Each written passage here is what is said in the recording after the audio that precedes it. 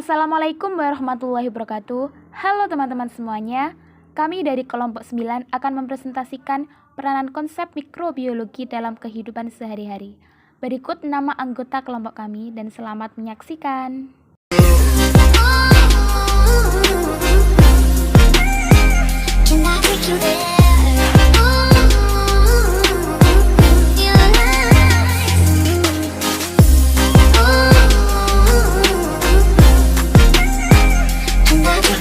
Baik, di sini saya akan menjelaskan prinsip fermentasi pada faktor umum. Fermentasi merupakan suatu cara untuk mengubah substrat menjadi produk tertentu yang dikehendaki dengan menggunakan bantuan mikroba. Produk-produk tersebut biasanya dimanfaatkan sebagai minuman atau makanan. Nah, yang pertama yaitu aseptis atau bebas kontaminan. Nah, proses aseptis adalah proses steril tanpa sterilisasi akhir. Metode aseptis ini memiliki resiko kontaminasi lebih besar daripada metode sterilisasi akhir. Nah, untuk menghindari kontaminasi terhadap produk ruang proses atau clean room harus bebas kontaminasi mikroorganisme. Nah, selanjutnya yang kedua yaitu komposisi medium pertumbuhan. Medium untuk fermentasi biasa disebut substrat. Biasanya pada teknologi fermentasi digunakan bahan dasar yang mengandung karbon. Oleh karena itu, kebanyakan berasal dari tumbuhan dan sedikit dari produk hewani. Sebagai contoh, biji-bijian, susu, atau pertanian atau hasil pertanian dan hutan. Yang ketiga yaitu penyiapan inokulum. Penyiapan ini merupakan mikroorganisme yang diinokulasikan ke dalam medium fermentasi. Inokulum memiliki peran yang paling penting dalam menunjang keberhasilan proses fermentasi. Contohnya pada fermentasi kulit nanas, ini digunakan inokulum bakteri Ximomonas mobilis karena memiliki banyak kelebihan. Di antaranya adalah lebih toleran terhadap suhu dan pH rendah. Selanjutnya yang keempat yaitu kultural. Istilah fermenter atau bioreaktor digunakan untuk tempat fermentasi. Pada prinsipnya, fermenter harus menjamin pertumbuhan mikroba dan produk dari mikroba di dalam fermenter. Semua bagian di dalam fermenter pada kondisi yang sama dan semua nutrien termasuk oksigen harus tersedia merata pada setiap sel dalam fermenter dan produk limbah seperti panas, CO2, dan metabolit harus dapat dikeluarkan atau remove. Nah, masalah utama fermenter untuk produksi skala besar adalah pemerataan medium kultur dalam fermenter. Nah, harus homogen, artinya medium kultur ini harus tercampur merata. Selanjutnya yang kelima yaitu tahap produksi akhir. Tahap produksi akhir berkembang dalam tiga tahap.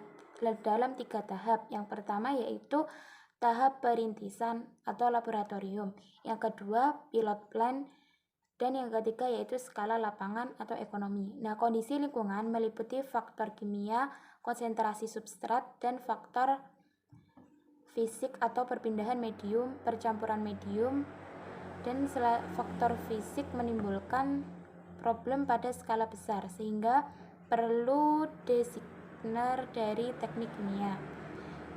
Nah, produk ini meliputi 3 produk yaitu yang pertama biomass atau single cell protein, dan yang kedua metabolit primer, dan yang ketiga metabolit sekunder.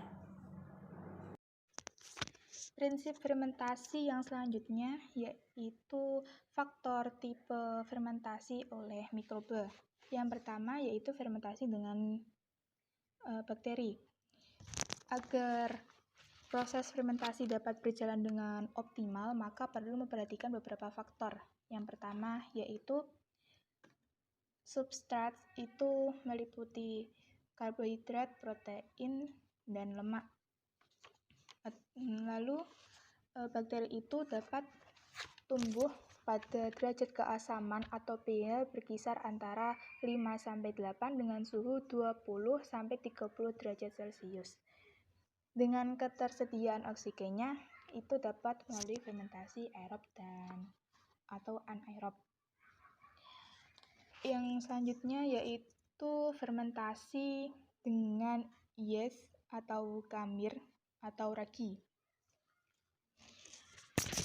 Yeast atau khamir pada perkembangbiakannya itu dengan proses yang biasa disebut dengan istilah pertunasan yang dapat menyebabkan terjadinya peragian.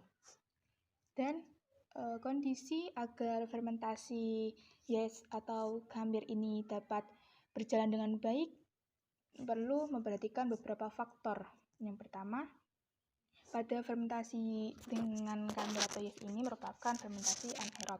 Dan khamir atau yeast ini menyukai pH berkisar antara 4-5 dan akan tumbuh pada pH berkisar antara 1,5 sampai 8,5 dengan suhu 20 sampai 45 derajat Celcius.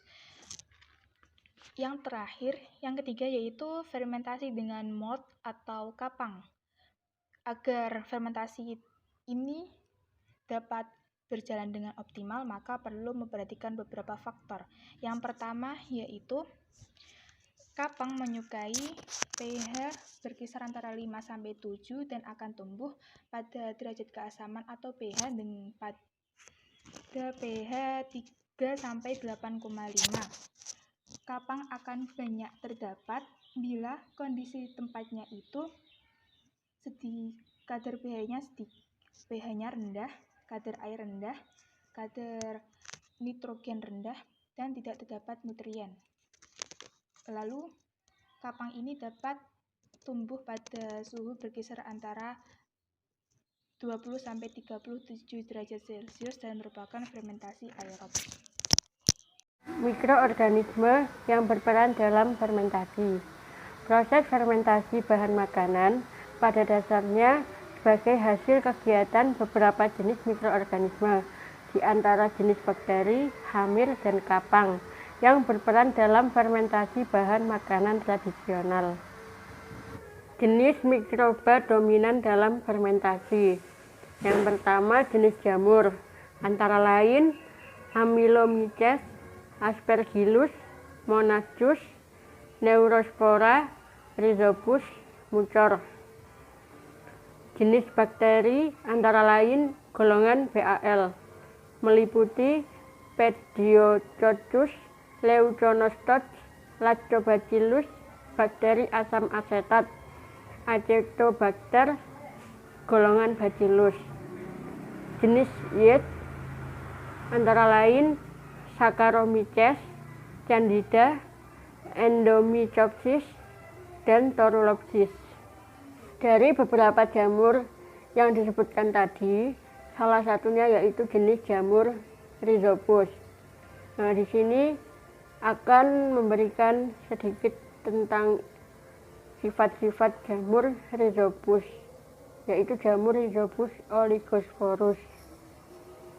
Nah, antara lain tidak dapat menggunakan sumber karbon dari KH biji kedelai seperti sacciosa, rafinosa, dan sukrosa, tapi bisa menggunakan sumber C dari glukosa, fruktosa, galaktosa, dan maltosa.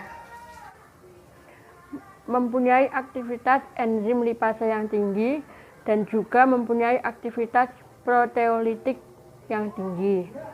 Sebagai sumber N digunakan garam amonium dan AA seperti prolin, glisin, asam aspartat, dan leusin. Sifat yang selanjutnya yaitu tidak mempunyai aktivitas pektinase, dapat mensintesa komponen antioksidan seperti isoflavon, dapat menghasilkan aroma dan flavor spesifik tempe, dapat menghasilkan komponen antibakteri, dapat menghambat pertumbuhan sporulasi dan pembentukan aflatoksin oleh Aflophus dan A. parasiticus, dapat menghambat pembentukan toksin oleh Pseudomonas cocovenenans pada pembuatan tempe bongkrek. Hasil fermentasi, terutama asam dan alkohol, dapat mencegah pertumbuhan mikroba beracun dalam makanan. Bahan pangan yang difermentasi biasanya mempunyai nilai gizi yang lebih tinggi dari bahan aslinya. Misalkan produksi vitamin B2, vitamin B12, dan provitamin A. Hasil fermentasi lebih mudah dicerna karena senyawa makanan yang kompleks dipecah jadi lebih sederhana oleh mikroba katabolik. Baik, di sini saya akan menjelaskan tentang memanfaatkan prinsip fermentasi pada makanan dan minuman. Makanan fermentasi adalah makanan yang dibuat dengan bantuan mikrobia atau enzim sehingga mengalami perubahan secara biokimiawi yang dikehendaki dan dapat memberikan ciri spesifik makanan tersebut. Proses fermentasi lebih efisien dibanding pengawetan lain karena menggunakan energi yang rendah. Melalui proses fermentasi yang dilakukan mikroorganisme, bahan makanan tertentu diubah menjadi bahan bentuk lain sehingga cita rasanya lebih menarik atau mengandung nilai gizi yang lebih tinggi. Yang pertama, terdapat minuman yang beralkohol. Contohnya wine, bir, sake, dan brem cair. Yang kedua, makanan yang difermentasikan pada serealia, contohnya roti. Yang ketiga, yaitu susu yang difermentasikan menjadi keju, kefir, yogurt, dan dadih. Pada keju, susu yang diinokulasi oleh mikrobia yang membentuk asam laktat dan membentuk jendalan. Selanjutnya dipres sehingga airnya menjadi hilang dan pematangan atau ripening. Mikrobia yang digunakan yaitu golongan bakteri asam laktat dan jamur, misalnya P. roqueforti. Sedangkan pada yogurt, susu yang difermentasikan oleh Lactobacillus bulgaricus dan Streptococcus thermophilus yang memiliki rasa asam yang segar dan tekstur semi padat. Selanjutnya, yang keempat, ikan yang difermentasikan menjadi balacan atau pil dan terasi. Terasi merupakan produk perikanan yang berbentuk pasta. Udang rebon merupakan bahan baku yang biasa digunakan untuk terasi yang berkualitas baik. Campuran garam, rebon, dan bahan-bahan lainnya pada pembuatan terasi pada awalnya memiliki nilai pH sekitar 6. Dan sampai akhir setelah terasi selesai terbentuk, pH turun kembali menjadi 4,5. Apabila fermentasinya dibiarkan berlanjut, maka akan terjadi peningkatan pH dan pembentukan amonia. Apabila garam yang digunakan selama fermentasi kurang ditambahkan, maka campuran tersebut akan terus berlanjut dan akan terjadi pembusukan karena amonia yang terbentuk terdapat dalam jumlah yang besar. Hal itu dapat terjadi apabila pemberian garam kurang dari 10%. Yang kelima, yaitu fermentasi pada sayuran dan buah. Sayuran dan buah-buahan yang akan difermentasikan digarami terlebih dahulu dan dilanjutkan dengan fermentasi menjadi asinan. Proses fermentasi berlangsung secara spontan atau tanpa starter. Contoh hasil fermentasi tersebut seperti sauerkraut, pickle, kimchi, tempoyak, dan asinan sawi. Yang keenam, fermentasi pada kacangan. Contohnya tempe, kecap, oncom, tauco, soyu, dan miso. Pada tempe, ciri-cirinya memiliki warna putih, teksturnya kompak, dan flavor spesifik. Warna putih tersebut disebabkan oleh micelia jamur yang tumbuh pada permukaan biji kedelai. Jamur tersebut yaitu Rhizopus oligosporus. Selanjutnya pada kecap. Kecap dalam masakan berperan sebagai penguat flavor.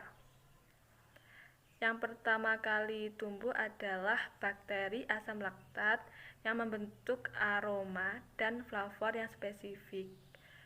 Kemudian menghasilkan asam dan pH-nya turun. Kondisi tersebut untuk pertumbuhan yeast atau menghasilkan etanol dan komponen flavor. Yang selanjutnya, yang ketujuh, fermentasi pada daging. Contohnya salami dan nam. Yang kedelapan, bahan berpati. Contoh hasil produk makanannya tape, ketela, growol, dan gatot. Pada tape, inokulum raginya yaitu yeast dan jamur amilolitik bakteri asam laktat atau BAL. Yeast dan jamur amilolitik akan memecah pati menjadi gula sederhana. Fermentasi dilanjutkan dengan yeast dan bakteri asam laktat.